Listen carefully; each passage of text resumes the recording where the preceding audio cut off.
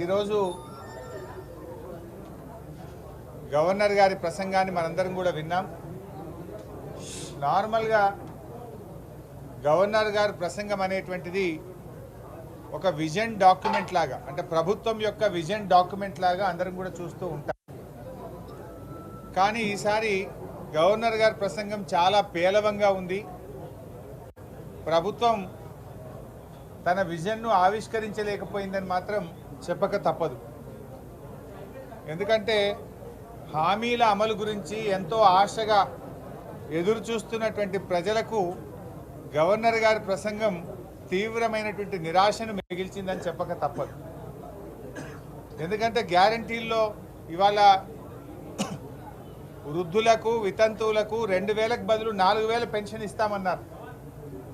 దాని గురించి ఏదైనా గవర్నర్ గారి ప్రసంగంలో ఉంటుందేమో అని ఆశగా ఎదురు చూసినటువంటి ఆసరా పెన్షన్దారులకు నిరాశ మిగిల్చింది గవర్నర్ గారి ప్రసంగం. మహాలక్ష్మి కింద మహిళలకు 2500 రూపాయలు ఇస్తామని చెప్పి ఎన్నికల మేనిఫెస్టోలో చెప్పిన ఈ ప్రభుత్వం గవర్నర్ గారి ప్రసంగంలో మహిళలకు 2500 రూపాయలు ఎప్పటి నుంచి ఇస్తారో చెప్పకపోవడం వల్ల మహిళలకు తీవ్రమైనటువంటి నిరాశ కలిగింది. రైతాంగానికి మేము రాగానే వడ్లకు అన్ని పంటలకు 500 రూపాయల బోనస్ ఇస్తామని చెప్పినటువంటి ఈ పార్టీ మరి గవర్నర్ ప్రసంగంలో రైతులకు బోనస్ ఇచ్చే విషయంలో ఒక మాట కూడా చెప్పకపోవడం వల్ల రైతులకు తీవ్రమైనటువంటి నిరాశ కలిగింది. ఇవాళ గవర్నర్ గారి ప్రసంగం రాష్ట్ర ప్రజలకు భవిష్యత్తు మీద విశ్వాసం కల్పించలేకపోయిందని మాత్రం చెప్పక తప్పదు. ఇవాళ ఆ ప్రసంగంలో గ్రామాల గురించి కానీ పట్టణాల అభివృద్ధి గురించి కానీ ఒక మాట కూడా పల్లెల గురించి పట్టణాల గురించి చెప్పలేదు. సంక్షేమం గురించి చాలా తక్కువ ప్రస్తావన, అంటే పేద ప్రజల సంక్షేమం గురించి వారు మేనిఫెస్టోలో ఇచ్చిన అంశాల గురించి ఎక్కడ కూడా చెప్పలేదు. నిరుద్యోగ భృతి, నిరుద్యోగులకు 4000 ఇచ్చే అంశం గురించి ఎక్కడ కూడా ప్రస్తావన వచ్చినటువంటి పరిస్థితి లేదు. వారి ప్రసంగంలో ఇవాళ ప్రజాభవన్గా ప్రగతి భవన్ను మార్చాం అని గొప్పగా చెప్పే ప్రయత్నం చేశారు. ప్రజావాణి కార్యక్రమాన్ని బాగా చేస్తున్నామన్నారు. ఇవాళ ప్రజావాణి తుస్సుమన్నది. ప్రజావాణి వాళ్ళ మేనిఫెస్టోలో ఏం చెప్పారు?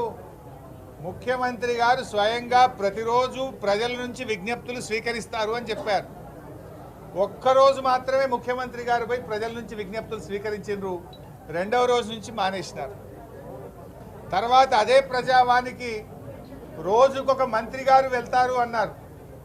3-4 రోజులు మంత్రులు పోయినరు. తర్వాత ఆ ప్రజావానికి మంత్రులు పోవడం కూడా బంద్ అయిపోయింది. తర్వాత ఆ ప్రజావాణిని రోజు కాదు వారంకు 2 రోజులే అన్నారు, మంగళవారం శుక్రవారం. దానికి ఒక ఐఏఎస్ అధికారిని పెడుతున్నామన్నారు. చివరికి ప్రతిరోజు పోయి 2 రోజులైంది. ముఖ్యమంత్రి గారు పోయినరు, మంత్రులు పోవడం బంద్ అయిపోయింది. చివరికి ఐఏఎస్ అధికారి కూడా పోతలేరు. ప్రజావాణిలో ఎవరున్నారయ్యా అంటే అవుట్సోర్సింగ్ ఉద్యోగులు దరఖాస్తులు తీసుకుంటున్నారు. ఇది మీరు గొప్పగా చెప్పిన ప్రజావాణి యొక్క పరిస్థితి.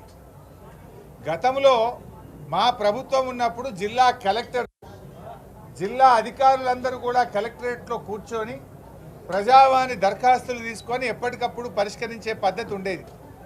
కానీ మీ ప్రజావాణి ఏడికొచ్చిందంటే అవుట్సోర్సింగ్ ఉద్యోగులు దరఖాస్తు తీసుకునే కాడికి వచ్చింది. మీరు చెప్పిన ప్రజావాణి గొప్పతనం అక్కడ ఉన్నది.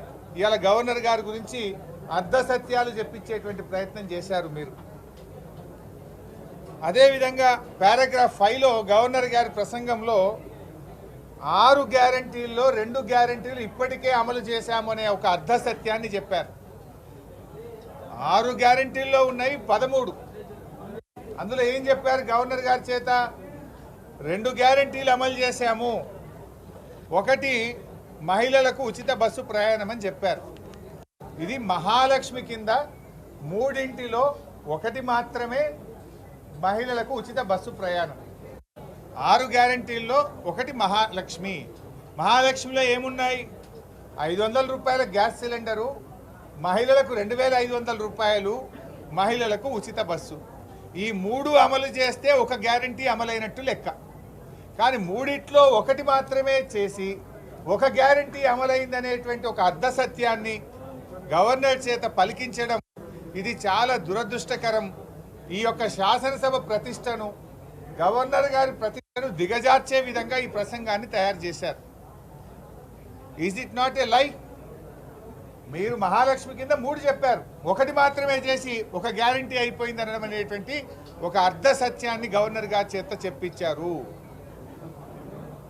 2 గ్యారంటీలు అమలు చేశామని చెప్పారు. ఒకటేమో అర్ధ సత్యం, రెండవది ఆరోగ్యశ్రీ. దాని గురించి గవర్నర్ గారి ప్రసంగంలో నామమాత్ర ప్రస్తావన కూడా లేదు. అంటే దాని అమలు లోపభూయిష్టంగా ఉంది. 10 లక్షల రూపాయలకు ఆరోగ్యశ్రీ పెంచడం అనేది దాని అమలులో అది లోపభూయిష్టంగా ఉన్నది. అందువల్ల దాని గురించి గవర్నర్ గారి చేత ఒక్క మాట కూడా తన ప్రసంగంలో చెప్పించలేదు. అంటేనే దాని అమలు సరిగ్గా లేదని మీరే చెప్పకనే చెప్పారు. మరి నిర్దిష్ట సమయంలో 6 గ్యారంటీలు అమలు చేస్తామన్నారు. గౌరవనీయులైనటువంటి ముఖ్యమంత్రి గారు ఆ రోజు ఎన్నికల ప్రసంగంలో డిసెంబర్ 9వ తేదీ నాడు నేను ముఖ్యమంత్రిగా బాధ్యతలు చేపడతా, అదే రోజు 2 లక్షల రుణమాఫీ చేస్తా అని చెప్పి ఎన్నికల సమయంలో ప్రకటించారు. సరే, వాళ్ళు ఏమనుకున్నారో ఏందో కానీ ప్రమాణ స్వీకారం 2 రోజులు ముంగటికి ప్రీపోన్ చేసుకున్నారు. 9వ తారీఖు బదులు 7వ తారీఖే ప్రమాణ స్వీకారం చేశారు. ప్రమాణ స్వీకారాన్ని ఏమో ప్రీపోన్ చేసుకున్నారు, ప్రజలకు ఇచ్చిన హామీలేమో వాయిదాలు వేస్తున్నారు. ముఖ్యమంత్రిగా బాధ్యతలు చేపట్టేదేమో ప్రీపోన్ చేసుకున్నారు, ప్రజలకు ఇచ్చిన హామీలేమో వాయిదాలు వేస్తూ ఉన్నారు. మరి మీరు ప్రమాణ స్వీకారం 2 రోజులు ముంగర చేయడం మీద ఉన్న ఆతృత, ప్రేమ ప్రజలకు ఇచ్చిన హామీల మీద కూడా ఉండాలి కదా. మీరు చెప్పారు కదా, డిసెంబర్ 9వ తేదీ నాడే 2 లక్షల రుణమాఫీ చేస్తామని చెప్పారు. రాగానే వడ్లకు బోనస్ ఇస్తామన్నారు. డిసెంబర్లోనే 4000 పెన్షన్ ఇస్తామన్నారు. ఇచ్చిన మాట ఎందుకు నిలబెట్టుకోలేకపోయారు? ఆ విషయాన్ని గవర్నర్ గారి ప్రసంగంలో ఎందుకు ప్రస్తావించలేకపోయారని చెప్పి నేను ఈరోజు అడుగుతా ఉన్నాను. అంటే ఇప్పటికే మీ 100 రోజుల్లో 60 రోజులు పూర్తయిపోయింది, ఇక మిగిలింది 40 రోజులు. మరి మీరు ప్రమాణ స్వీకారం 2 రోజులు ముంగటికి వాయిదా వేసుకున్నప్పుడు ప్రజలకు ఇచ్చే హామీలను కూడా తొందరగా చేయండి. ఇంకో 10 రోజులు 15 రోజులు అయితే ఎలక్షన్ కోడ్ వస్తుంది, పార్లమెంట్ ఎన్నికలు. మరి ఎట్లా అమలవుతుంది? 10-15 రోజుల్లో ఎలక్షన్ కోడ్ వస్తే మరి 100 రోజులు మీ మార్చి 17వ తేదీకి ముగుస్తాయి. ఇవాళకి 61 రోజులైంది మీ ప్రభుత్వం వచ్చి, ఇంకా మిగిలినవి 39 రోజులు. ఇంకో 10 రోజులు పోతే ఎలక్షన్ కోడ్ వస్తుంది. మరి ఆ తర్వాత ఎన్నికల హామీలు ఎలా అమలు జరగాలంటే నిజంగా మీరు ప్రజలకు ఇచ్చిన మాట చిత్తశుద్ధి ఉంటే ఇలా గవర్నర్ గారి ప్రసంగంలో అవన్నీ ఉండాలి కదా. మేము 2 లక్షల రుణమాఫీ గురించి ఇలా ఏ డేట్ నుంచి అమలు చేస్తారో చెప్పలేదు. మహిళల 2500 బోనస్ గురించి, మహిళలకు ఇచ్చే 2500 చెప్పలేదు. వడ్లకు బోనస్ గురించి చెప్పలేదు. 4000 ఆసరా పెన్షన్ గురించి చెప్పలేదు. అంటే అవన్నీ మీరు ఎగబెట్టదలుచుకున్నారా? దాని గురించి ఎందుకు ప్రస్తావన లేదు? ఇవాళకి ఆల్రెడీ 61 రోజులు అయినాయి. గవర్నర్ గారి ప్రసంగం అంటే ఒక సంవత్సర కాలానికి విజన్ డాక్యుమెంట్. వచ్చే ఏడాదిలోగా మీరు ఏం చేస్తారనేది ప్రతిబింబించే విధంగా గవర్నర్ గారి ప్రసంగం ఉంటుంది. అంటే వచ్చే ఏడాదిలో ఈ కార్యక్రమాలు అమలు చేయ 2 విషయాలు మీరు ప్రస్తావించారు. ఒకటి 500 గ్యాస్ సిలిండర్ ఇస్తామని, రెండవది కరెంటు, ఉచిత కరెంటు 200 యూనిట్లు ఇస్తామన్నారు. మిగతా వాటి ప్రస్తావన లేదంటే వచ్చే ఏడాదిలోగా మిగతావి అమలు కావని చెప్పకనే మీరు చెప్పారు. 2 విషయాలు మాత్రమే చెప్పి మిగతా విషయాలు చెప్పకపోవడం అంటే వచ్చే ఒక సంవత్సరంలోగా 4000 పెన్షన్ ఇయ్యము, 15000 రైతు బంధు ఇయ్యము, బోనస్ ఇవ్వము, 2500 మహిళలకు ఇవ్వలేము అనే విషయాన్ని చెప్పకనే చెప్పినట్టుగా భావించాల్సి వస్తుంది.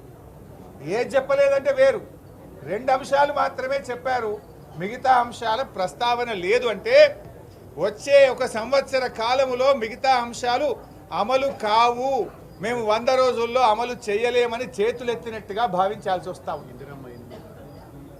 ఎందుకంటే మీరు 2 అంశాలు చెప్పారు, మరి మిగతా ఎందుకు చెప్పలేదు? అంటే మీరు చెయ్యరని మీరు నిర్ణయించుకున్నారా? దీని మీద స్పష్టత ఇవ్వాల్సినటువంటి అవసరం ఉంది. అదేవిధంగా రైతుల గురించి మాట్లాడారు. ఇవాళ కాంగ్రెస్ పార్టీ రైతులకు ఏదో మేము మేలు చేస్తామని మాట్లాడారు. మీరు మేలు కాదు కదా, మీరు వచ్చిన ఈ 2 నెలల కాలంలో రైతులకు తీవ్రమైనటువంటి అన్యాయం చేశారు. రైతులకు ఇచ్చిన ప్రతి మాట కాంగ్రెస్ పార్టీ తప్పింది. మీరు 4 విషయాలు చెప్పారు రైతులకు. 4 విషయాలకు 4 కూడా ఈరోజు అమలు చేయకుండా ఈ రాష్ట్ర రైతాంగానికి తీవ్రమైనటువంటి అన్యాయం చేసింది కాంగ్రెస్ ప్రభుత్వం. మొదటిది, మేము రాగానే ఎకరానికి 15,000 రూపాయల రైతు బంధు ఇస్తామన్నారు. 15,000 ఇవ్వలేదు, ఇచ్చే 10,000 కూడా ఇవ్వకుండా రైతులకు అన్యాయం చేశారు. రెండవది, డిసెంబర్ 9వ తేదీ 2 లక్షల రుణమాఫీ చేస్తామని బ్యాంకులకు వెళ్ళండి, డబ్బులు తెచ్చుకోండి అని చెప్పారు. రైతులకు రుణమాఫీ విషయంలో ఇవాళ మీరు డిసెంబర్ 9 పోయింది, జనవరి 9 పోయింది, ఫిబ్రవరి 9 వచ్చిన రుణమాఫీ మీద ఇప్పటిదాకా మీరు రైతులకు నిర్ణయం తీసుకోకుండా మోసం చేశారు. మూడవది, మీరు వడ్లు అమ్ముకోవద్దు, వడ్లు ఆపెట్టుకోండి, మేము వస్తా ఉన్నాం డిసెంబర్లో 500 బోనస్ ఇస్తామని చెప్పారు. ఇవాళ మీరు బోనస్ ఇవ్వలేదు, వడ్లకు అన్ని పంటలకు కూడా బోనస్ ఇవ్వకుండా రైతులకు ద్రోహం చేశారు. నాలుగవది, రైతాంగానికి 24 గంటల నాణ్యమైన కరెంట్ ఇస్తామన్నారు. ఇవాళ ఈ రాష్ట్రంలో ఎక్కడ పోయినా రైతులకు 15-16 గంటలకు మించి కరెంటు రావడం లేదు. మోటార్లు కాల్తా ఉన్నాయి, ట్రాన్స్ఫార్మర్లు కాల్తా ఉన్నాయి, రైతులు ఆందోళనలో ఉన్నటువంటి పరిస్థితి. అంటే రైతులకు మీరు 4 హామీలు ఇస్తే 4కి 4 కూడా అమలు చేయకుండా మీరు రైతాంగానికి తీవ్రమైనటువంటి అన్యాయం చేసింది ఇవాళ కాంగ్రెస్ పార్టీ. నేను అనుకున్న వానకాలం ఇవ్వలేదు, ఇప్పుడు యాసంగి పంట వస్తుంది, మార్చి ఏప్రిల్ నెలలో యాసంగి పంట వస్తుంది, కనీసం యాసంగి పంట కన్నా బోనస్ ఇస్తారేమో అని మేము ఆశపడ్డాం. గవర్నర్ గారి ప్రసంగంలో రైతులకు అన్ని పంటలకు మేనిఫెస్టోలో చెప్పినట్టు బోనస్ ఇస్తారేమో అని మేము ఆశగా గవర్నర్ గారి ప్రసంగాన్ని విన్నాం. కానీ రైతులకు బోనస్ విషయంలో, పంటలకు ఇచ్చే బోనస్ విషయంలో గవర్నర్ గారి ప్రసంగంలో నామమాత్రపు ప్రస్తావన కూడా లేకపోవడం మాకు తీవ్రమైనటువంటి నిరాశ కలిగింది.